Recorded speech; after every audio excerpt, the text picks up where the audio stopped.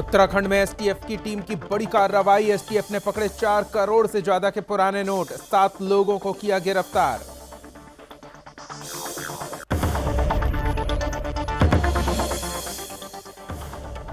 विधानसभा चुनाव को लेकर पुलिस प्रशासन की तैयारी। जिला निर्वाचन अधिकारी डॉक्टर विजय कुमार जोगदंडे पहुंचे पौड़ी। निर्वाचन विभाग की तरफ से प्रत्याशियों के लिए ऑनलाइन नामांकन पत्र भरने की प्रक्रिया शुरू।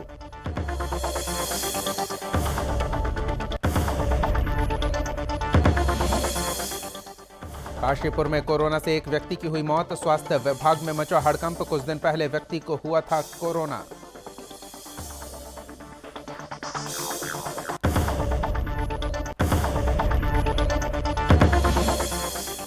उत्तराखंड के हरिद्वार से बड़ी खबर। हरिद्वार धर्म संसद में कथित भड़काऊ भाषण देने के आरोप में हरिद्वार पुलिस ने धर्मगुरु यति नरसिंहानंद को किया गिरफ्तार। 14 दिन की न्यायिक हिरासत में भेजे गए यति नरसिंहानंद सरस्वती जी महाराज।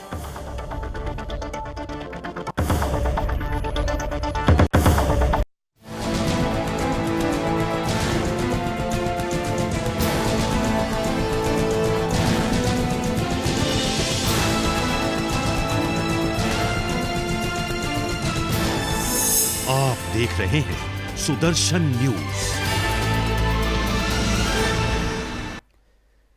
नमस्कार, आप देख रहे हैं सुदर्शन न्यूज और उत्तराखंड से जुड़ी हर छोटी बड़ी खबर के साथ मैं हूं दीपक कुमार। शुरुआत करेंगे उत्तराखंड में हुई एसटीएफ की बड़ी कार्रवाई की। विधानसभा चुनाव से पहले करोड़ों की नकदी पकड़ी गई है। हालांकि ये रकम पुराने नोटों की है, जो कि 500 और 1000 के नोट हैं। इसे बदलने के लिए तस्कर लेकर जा रहे थे।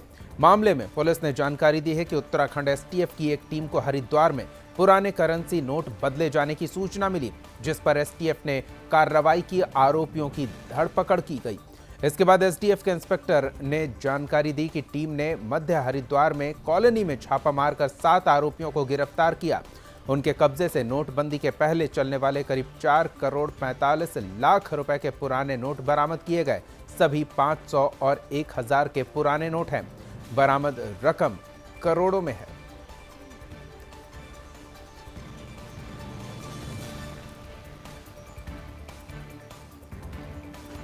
एक नोटों की पूरी वीडियो बना लो। एसटीएफ के द्वारा पूर्व में प्रचलित नोट पकड़े गए हैं, जो लगभग 4 करोड़ 47 लाख रुपए हैं। इसमें 500 और 1000 के पुराने नोट हैं और इस मामले में 7 लोगों को अरेस्ट किया गया है, जिनमें 4 यूपी के हैं, 2 अमरोहा के, 2 मुरादाबाद के, 2 देहरादून के हैं और 1 हरिद्वार का है। अभी इनसे पूछताछ चल रही है कि नोट कहां से लेके आए थे और इनका मोटिव क्या था या क्या। ब्यूरो चीफ कृष्णा और अधिक जानकारी के साथ जुड़ रहे हैं। कृष्णा, करोड़ों में 500 और 1000 के नोट बरामद किए गए हैं। काफी चौंकाने वाली बात है ये कि अभी तक नकली पुराने जो नोट हैं वो फेरबदल के लिए तस्कर सक्रिय हैं। पूरी जानकारी चाहेंगे इस बारे में। बिल्कुल दीपक, देखिए, उत्तराखंड एसटीएफ को काफी लंबे समय से सूचना मिल रही थी कि हरिद्वार की एक कॉलोनी में पुराने नोट जो हैं वो उनका भी चलन अभी तक चल रहा है और एक जगह पर इकट्ठे किए जा रहे हैं भारी मात्रा में, जिसकी सूचना जो है उत्तराखंड एसटीएफ को लगातार मिल रही थी और वो पूरे की पूरे उस पर जाल बिछाए हुए थे उसको पकड़ने के लिए। लेकिन कल उत्तराखंड एसटीएफ को पूरे की पूरी इस घटना में सफलता मिल गई। उन्होंने एक बड़ी कार्रवाई की। लगभग 4.5 करोड़ रुपए उन्होंने बरामद किए हैं, जिसमें 500 और 1000 के नोट जो है वो पुराने नोट वहां से बरामद हुए। जिसके बाद उनकी एक सफलता हाथ लगी, जिसमें 7 आरोपियों को जो है पुलिस ने गिरफ्तार किया है। खुलासे में पता चला है कि इन आरोपियों के संपर्क में कोई आरबीआई का अधिकारी था, जिसके माध्यम से ये नोट जो है वो बदलने जा रहे थे। 5 करोड़ की लगभग जो इनके पास रकम पाई गई है, उसके बदले में इन्हें 1 करोड़ रुपए मिलने थे, वो किसी व्यक्ति को इनको देने थे बदले में, जिसमें इनकी कमीशन भी तय थी। अब उत्तराखंड एसटीएफ लगी हुई है जानने के लिए और पहचानने के लिए कि कौन सा ऐसा वो आरबीआई का अधिकारी है जो अभी तक पुराने नोट का चलन जो है वो अपने आरबीआई के द्वारा करवा रहा है। दीपक, और जो गिरफ्तार हुए हैं 7 लोग, उनसे पूछताछ में क्या जानकारी मिली है? किसके पैसे थे ये? किसके माध्यम से बदलने की कोशिश की जा रही थी? कुछ जानकारी दे रही है पुलिस या एसटीएफ की टीम?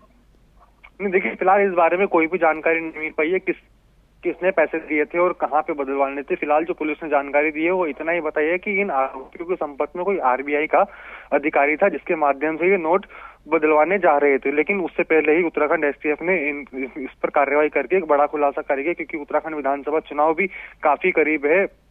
तो उसी को देखते हुए एक बड़ी कार्रवाई करी है। शायद ये पैसा जो है उत्तराखंड चुनाव में काम आता, तो उस वजह से उन्होंने कार्रवाई करके अब आगे की जांच पर पुलिस अटी हुई है। धन्यवाद कृष्णा इन तमाम जानकारियों के लिए। तो पुलिस कार्रवाई में जुटी हुई है, एसटीएफ की टीम छानबीन में जुटी हुई है। इधर विधानसभा चुनाव को लेकर पुलिस प्रशासन पूरी तरह से तैयारी में जुटी हुई है। बता दें कि 2022 विधानसभा चुनाव में चुनाव आयोग की तरफ से कई प्रयोग किए जा रहे हैं, जिसका उद्देश्य प्रत्याशियों के साथ साथ पार्टियों को भी सुविधा उपलब्ध कराना है।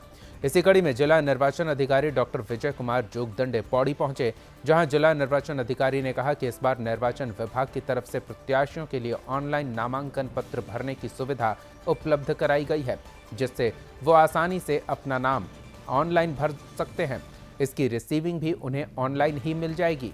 इसके साथ ही जिला निर्वाचन अधिकारी ने कहा कि प्रत्याशियों के जनसभा करने और बैठक करने की अनुमति भी इस बार ऑनलाइन पोर्टल के माध्यम से निर्वाचन विभाग की तरफ से उपलब्ध कराई जा रही है, जिससे प्रत्याशी ऑनलाइन अप्लाई कर सकते हैं और उसे वहीं से अनुमति भी प्रदान की जाएगी। साथ ही उन्होंने कहा कि इसके साथ ही प्रत्याशियों की तरफ से किए जाने वाले भुगतान को भी निर्वाचन विभाग की तरफ से ऑनलाइन जमा की सुविधा उपलब्ध कराई गई है, जिसमें प्रत्याशी निर्वाचन विभाग में अपने भुगतान को जमा करा सकते हैं। उन्होंने कहा कि ये प्रयोग लगातार बढ़ते संक्रमण के मामलों को देखते हुए निर्वाचन आयोग की तरफ से उपलब्ध कराया जा रहा है, जिसमें प्रत्याशी बिना निर्वाचन विभाग के कार्यालय पहुंचे अपना काम करा सकेंगे।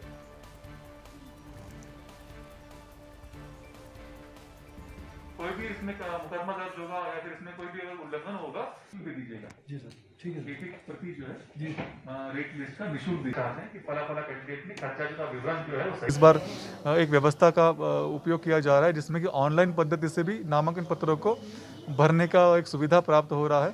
साथ साथ में जो कैंडिडेट्स होंगे या फिर जो उनके प्रत्याशी होंगे पॉलिटिकल पार्टीज़ के, वो लोग किसी भी सभा की जो अनुमतियाँ प्राप्त करते हैं निर्वाचन कार्य के दौरान, उसके लिए भी उनको सुविधा जो प्लेटफॉर्म होता है, पोर्टल है निर्वाचन आयोग का, उसका प्रयोग करने की इस बार अनुमति है। इस बार आपको ऑनलाइन धनराशि जमा करने का भी सुविधा जो है निर्वाचन आयोग ने अनुमन्य की है। हाँ, जो पार्टियां तो कोरोना के मामले में तेजी से बढ़ोतरी दर्ज की जा रही है। इस बीच जनपद उधम सिंह नगर के काशीपुर में कोरोना से एक संक्रमित की मौत हो गई, जिससे पूरे स्वास्थ्य महकमे में हड़कंप मच गया। बता दें कि कुछ दिन पहले काशीपुर का रहने वाला एक व्यक्ति कोरोना पॉजिटिव पाया गया। इसके बाद परिजन और स्थानीय लोगों ने उसे इलाज के लिए निजी अस्पताल में भर्ती कराया, जहां बीती रात इलाज के दौरान उसने दम तोड़ दिया।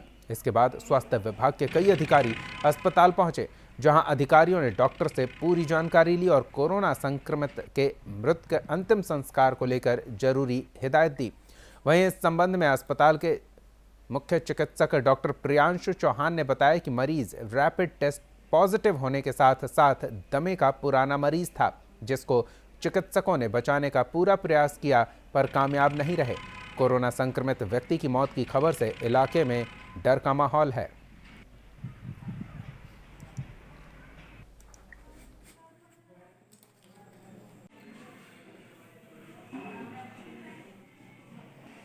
देखिए, महेश चंद्र नाम से एक मरीज हमारे यहाँ 9 तारीख को एडमिट हुआ था, जिसने रैपिड एंटीजन गवर्नमेंट हॉस्पिटल से करवाया हुआ था। पॉजिटिव रिपोर्ट थी उसकी, और ये मरीज दमा का मरीज पहले से ही है। 75 साल की इसकी उम्र रही है।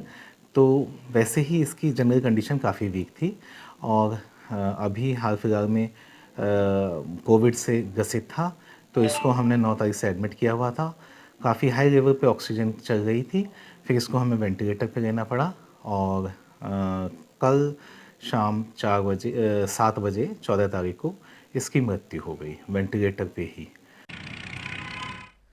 हरिद्वार धर्म संसद मामले में कथित भड़काऊ भाषण देने के आरोप में हरिद्वार पुलिस ने शनिवार को धर्मगुरु यति नरसिंहानंद सरस्वती जी महाराज को गिरफ्तार कर लिया। बता दें कि पूर्व अध्यक्ष वसीम रिजवी उर्फ जितेंद्र नारायण त्यागी के बाद मामले में यह दूसरी गिरफ्तारी है। इस मामले में जितेंद्र नारायण त्यागी की रिहाई की मांग को लेकर सर्वानंद घाट पर वो अनशन कर रहे थे। शुक्रवार को सर्वानंद घाट पर संतों की तरफ से सभा भी बुलाई गई थी। वहीं हरिद्वार में पिछले दिनों हुए धर्म संसद में भड़काऊ भाषण देने के मामले में मुकदमा दर्ज किया गया और फिर गिरफ्तारी की गई। इस मामले में जांच जारी है।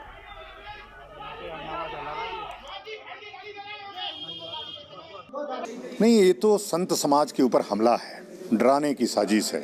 अच्छा है कि यति महाराज ने अन्य तमाम यति बना दिए हैं और ये सत्याग्रह है, ये बहुत लंबा चलने वाला है और ये चलता रहेगा। ये दमन के आगे हम लोग झुकने वाले लोग नहीं हैं। संत समाज उसी उत्साह से, पहली बार कोई बहादुर व्यक्ति मैंने देखा जो गिरफ्तारी के बाद हंस रहा हो कि महाराज जी मेरा जी हल्का हो गया। मैं ये चाहता था कि मुझे गिरफ्तार किया जाए, इसलिए कि हमारा भाई जो हमारे लिए हम दूसरा घर छोड़ करके इस्लाम की सच्चाई बताने के लिए आया है, उसको पुलिस ने अन्यायी तरीके से गिरफ्तार कर लिया। आज मैं गिरफ्तार होकर बहुत खुश हूँ। 2022 विधानसभा चुनाव से पहले उधम सिंह नगर के किच्छा में भारतीय जनता युवा मोर्चा के पूर्व जिला अध्यक्ष सूर्यकांत राठौर को जिला बदर किए जाने का मामला तूल पकड़ता दिख रहा है। किच्छा में भाजपा नेता के विरोध में की गई कार्रवाई को लेकर कार्यकर्ताओं ने तहसील प्रशासन के माध्यम से जिलाधिकारी को ज्ञापन सौंपा है। इस दौरान जिला बदर की कार्रवाई के आदेश को निरस्त करने की मांग की गई है।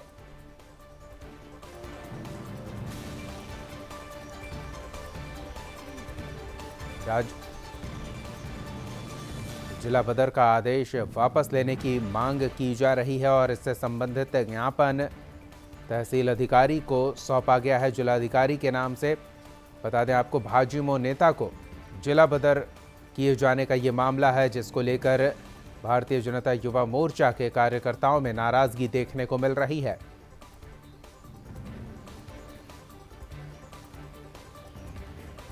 राजू सहगल संवाददाता और अधिक जानकारी के साथ जुड़ रहे हैं। राजू, भाजयुमो नेता को जिला बदर किए जाने का मामला अब तूल पकड़ता दिख रहा है, काफी नाराजगी देखने को मिल रही है भाजयुमो कार्यकर्ताओं में, पूरी जानकारी चाहेंगे इस बारे में। जी दीपक, सही कहा आपने। उधम सिंह नगर के किच्छा में भारतीय जनता युवा मोर्चा के पूर्व जिलाध्यक्ष श्रीकांत राठौर, इनको प्रशासन ने चुनाव आचार संहिता लागू होने के बाद में जिला बदर की कार्रवाई की है इनके खिलाफ। और जब से 3-4 दिन हो गए जिला बदर की कार्रवाई जब से हुई है, तब से कार्यकर्ताओं में खासा रोष देखने को मिल रहा है। भाजपा के तमाम वरिष्ठ पदाधिकारियों ने बैठक की और प्रशासन की इस कार्रवाई पर रोष जताया। उनका कहना यह था कि पूर्व में नगर निकाय, नगर पालिका, ग्राम पंचायत, लोकसभा के चुनाव संपन्न हुए, लेकिन इस दौरान उनके खिलाफ कोई भी कार्रवाई नहीं की। और वर्तमान में श्रीकांत राठौर किच्छा विधानसभा क्षेत्र से टिकट की दावेदारी भी कर रहे हैं और उनकी दावेदारी को काफी मजबूत भी माना जा रहा था। लेकिन अब इस कार्रवाई से जहां उनके समर्थकों में रोष है, वहीं तमाम वरिष्ठ पदाधिकारियों ने भी नाराजगी व्यक्त की है। तमाम पदाधिकारियों ने तहसील प्रशासन के माध्यम से जिलाधिकारी को ज्ञापन दिया है और उन्होंने जो ये जिला बदर के कार्रवाई के आदेश दिए हैं, इसको निरस्त करने की भी मांग की है।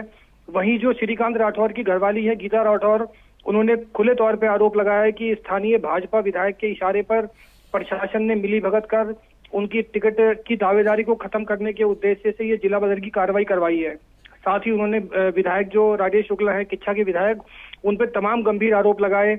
उनका कहना, गीता राठौर का कहना यह है कि लगातार 3 महीने से उनको धमकी भरे फोन आ रहे हैं और पूरे परिवार सहित श्रीकांत राठौर को जान माल का खतरा बना हुआ है। तो अब इसमें प्रशासन की ओर से कोई प्रतिक्रिया मिल पाई है? किन विषयों को लेकर जिला बदर की कार्रवाई की गई थी, ये भी जानना चाहेंगे। जी दीपक, सही कहा आपने। 2014 में एक विवादित मामला हुआ था किच्छा में और उसी विवादित मामले को इंगित करते हुए प्रशासन ने जिला बदर की कार्रवाई की है।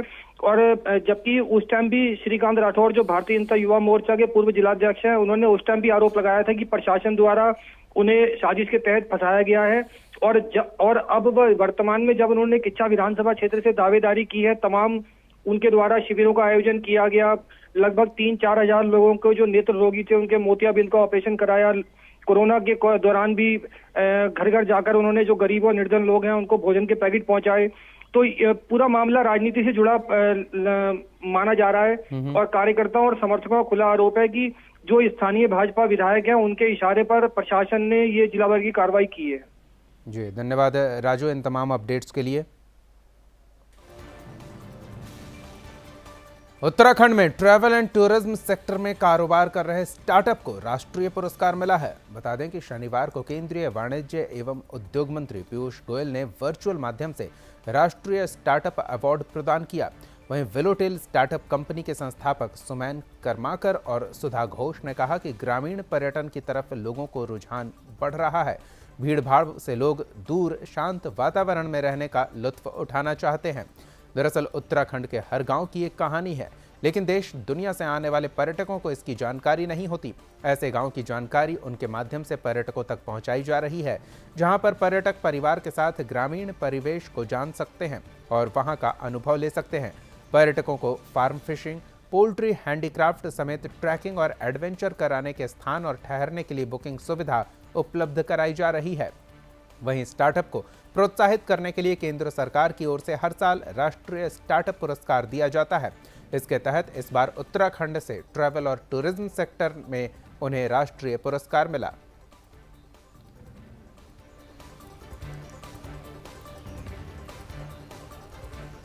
उत्तरकाशी में कोविड-19 के नए वेरिएंट ओमिक्रॉन के प्रसार को रोकने के लिए पुलिस अधीक्षक के निर्देशन में उत्तरकाशी पुलिस की तरफ से आम जनों को जागरूक किया जा रहा है। दूसरी तरफ कोरोना संक्रमण से बचाव को लेकर जारी नियमों का पालन न करने वालों पर कड़ी कार्रवाई की जा रही है। इसी कड़ी में पुलिस की तरफ से विभिन्न थाना क्षेत्रों में जांच अभियान चलाकर नियमों का उल्लंघन करने वालों के विरुद्ध कार्रवाई हुई। बिना मास्क और सामाजिक दूरी का पालन न करने वालों पर जुर्माना किया गया। जांच के दौरान पुलिस ने आम जन को नियमों की महत्ता बताते हुए उनके पालन को लेकर जागरूक किया। साथ ही पुलिस प्रशासन की तरफ से आम जनता को कोरोना संक्रमण से बचाव को लेकर जागरूक करने के साथ ही मास्क का भी वितरण किया गया।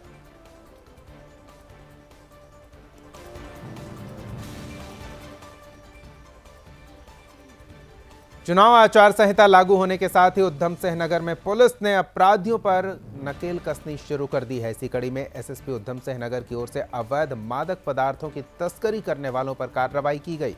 एसपी सिटी, एसपी क्राइम के निर्देशन में क्षेत्राधिकारी ऑपरेशन रुद्रपुर के नेतृत्व में एसओजी की टीम ने जांच के दौरान बड़ी कार्रवाई की।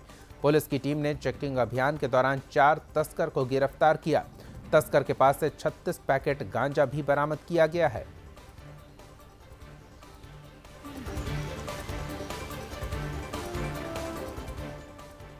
चुनाव को लेकर प्रशासन पूरी तरह से अलर्ट है।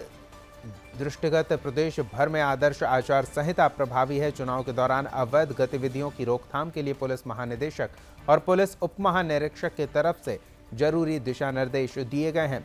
इसी कड़ी में पुलिस की टीम को जांच के दौरान 2 लोगों को अवैध शराब के साथ गिरफ्तार किया गया। पुलिस मामला दर्ज कर आगे की कार्रवाई में जुटी है।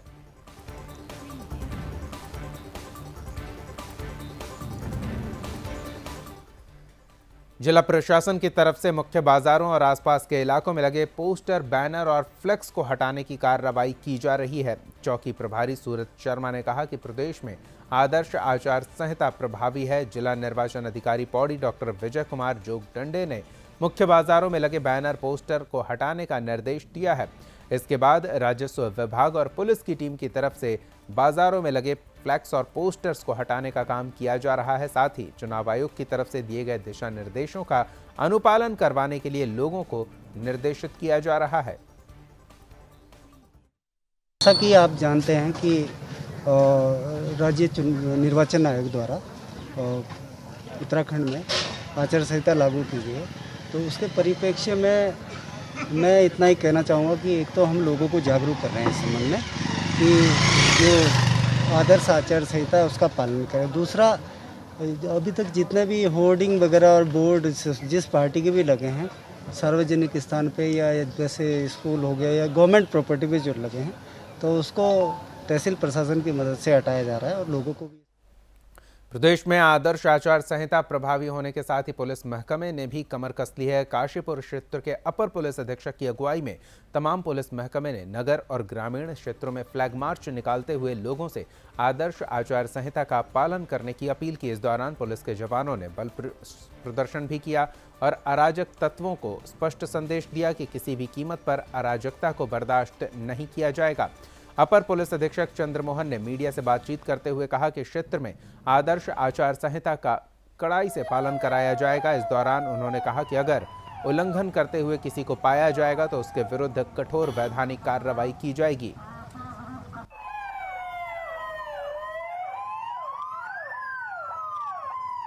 सामान्य विधानसभा निर्वाचन 2022 के लिए आदर्श आचार संहिता लागू हो गई है और इसी संदर्भ में सामान्य सभी नागरिकों से, समस्त नागरिकों से ये अपील की जा रही है कि कृपया वे निर्भीक होकर अपना मत का प्रयोग करें, किसी दबाव और लालच में ना आएं। और अगर कोई आचार संहिता का उल्लंघन करता है, इस संबंध में कोई सूचना प्राप्त होती है तो इसमें तत्काल पुलिस के द्वारा आवश्यक वैधानिक कार्रवाई की जाएगी। और इसी के साथ जो भी अराजक तत्व हैं जो चुनाव के दौरान गड़बड़ी कर सकते हैं, उनके विरुद्ध हम 107(16), 151 गुंडा एक्ट, गैंगस्टर एक्ट के तहत कार्रवाई कर रहे हैं और उनको लगातार। विधानसभा चुनाव को लेकर प्रशासन ने तैयारी तेज कर दी है। क्षेत्र में लगातार पुलिस प्रशासन की तरफ से जांच अभियान चलाया जा रहा है। पुलिस ने काशीपुर में जांच अभियान के दौरान अलग अलग स्थानों से 4 अवैध हथियार के साथ 3 लोगों को गिरफ्तार किया। इस मामले में एसपी कार्यालय में खुलासा करते हुए एसपी चंद्रमोहन ने कहा कि आचार संहिता को लेकर पुलिस और एसओजी की संयुक्त टीमें लगाई गई है, जिससे समय समय पर जांच अभियान चलाया जा रहा है और बाहर से आने वाले संदिग्ध लोगों पर नजर रखी जा रही है। इसी कड़ी में पुलिस ने 3 आरोपी को रंगे हाथ गिरफ्तार किया। आरोपियों के कब्जे से तमंचा और कारतूस बरामद किया गया। पुलिस मामला दर्ज कर आगे की कार्रवाई में जुटी है।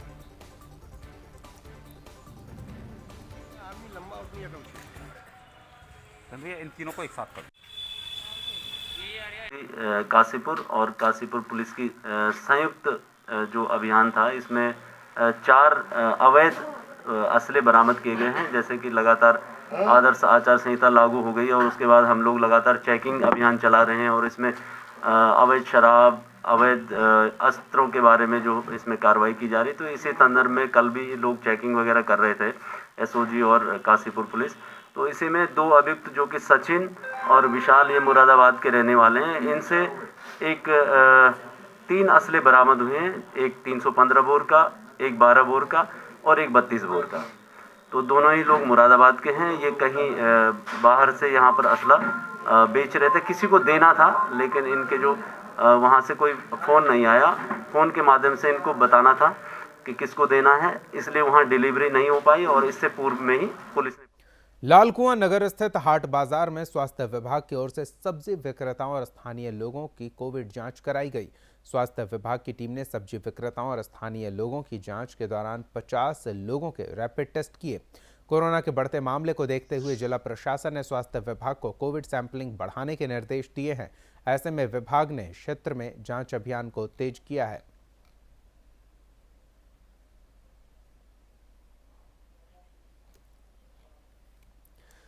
सरोवर नगरी नैनीताल उत्तराखंड हाईकोर्ट में 1 महीने का शीत अवकाश घोषित हो गया है।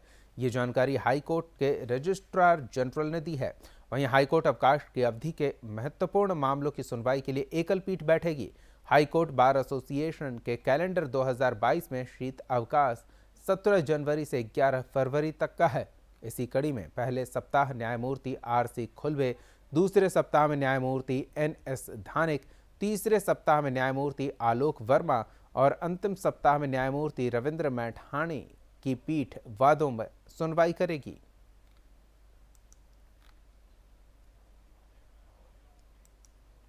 लोकतंत्र के महाकुंभ में मतदाताओं को मतदान के लिए बड़ी संख्या में प्रेरित करने को लेकर जागरूकता अभियान चलाया जा रहा है। रुद्रपुर में जागरूकता अभियान के तहत हस्ताक्षर अभियान चलाया गया। इस दौरान जिला निर्वाचन अधिकारी और जिला मजिस्ट्रेट युगल किशोर पंत शामिल हुए। जिला निर्वाचन अधिकारी और जिला मजिस्ट्रेट ने हस्ताक्षर अभियान में पहुंचकर मेरा वोट मेरा अधिकार बोर्ड पर हस्ताक्षर किया। जिला मजिस्ट्रेट युगल किशोर पंत ने कहा कि स्वस्थ और विकसित लोकतंत्र के लिए मतदाताओं का जागरूक होना आवश्यक है। मतदाताओं को अपने मत के प्रति सोच समझकर वोट करना चाहिए।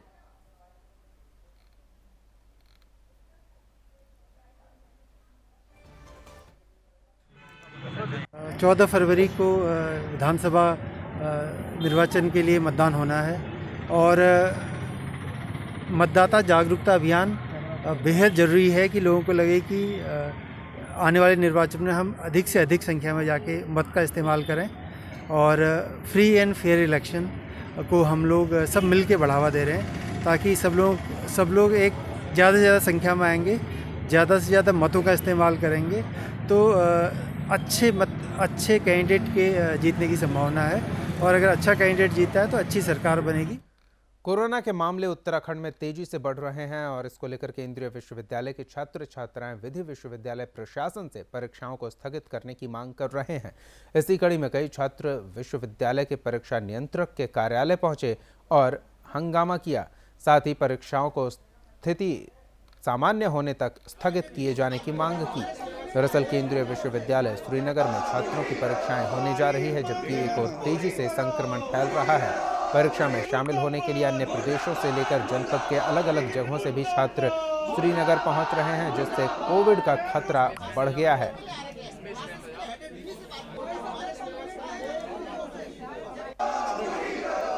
विकासनगर तहसील क्षेत्र के कटापत्थर गांव में एक कलयुगी बेटे ने अपनी सौतेली मां को 2 दिन पहले हवस का शिकार बनाया और उसके बाद मां की पीट कर उसे लहूलुहान कर दिया। मां के शोर मचाने पर गांव के लोग इकट्ठा हुए और बेटे से मां को छुड़ाया। स्थानीय लोगों ने पीड़ित महिला को अस्पताल पहुंचाया, जहां डॉक्टरों ने उसे मृत घोषित कर दिया। इस मामले को लेकर ग्रामीणों ने पुलिस को सूचित किया। मौके पर पहुंची पुलिस ने आरोपी को गिरफ्तार कर लिया है। फिलहाल उससे पूछताछ की जा रही है।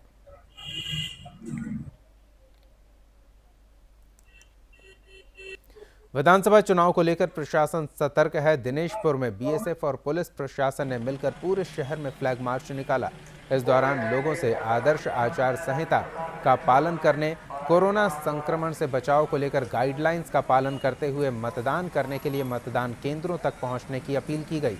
वहीं पुलिस क्षेत्राधिकारी ने कहा कि लोगों से क्षेत्र में शांति व्यवस्था कायम रखने की अपील की गई है। असामाजिक तत्वों को आगाह करते हुए कहा कि पुलिस प्रशासन आदर्श चुनाव संहिता का उल्लंघन और किसी प्रकार की अनियमितता करने वालों के विरुद्ध कड़ी कार्रवाई करेगा।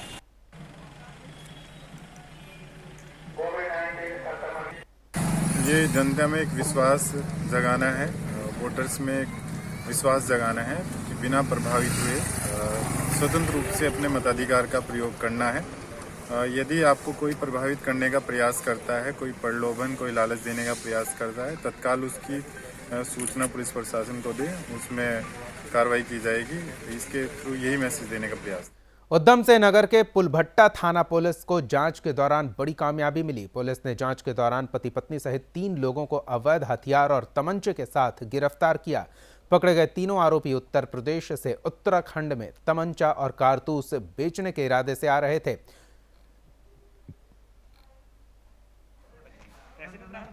है बीपी बॉर्डर पर, वहाँ पर चेकिंग कर रहे थे तो हमारी पुलिस ने 10 तमंचे जिसमें 3 हैं 12 बोर के और 7 हैं 315 बोर के, 22 कार्टेजेज हैं, इसमें 14 हैं आपके 12 बोर के और 8 हैं 315 बोर के। इसमें 3 अभियुक्तों को पकड़ा गया है, जिसमें एक महिला है, 2 पुरुष हैं। महिला गीता देवी है, उसका पति राकेश कुमार है और इनका जो एक गाड़ी में बरामद हुई है, इको कार है और इस इको कार का जो ड्राइवर है मतलूब खान वो भी अरेस्ट हुआ है। इस प्रकार से 3 मुलजिम अरेस्ट में हैं और इस पिछले साल अभी तक की जो सबसे बड़ा अभी तक खेप इस उधम सिंह नगर में बरामद हुई है। इस बुलेटिन में फिलहाल इतना ही। आप देखते रहिए सुदर्शन न्यूज। जय हिंद।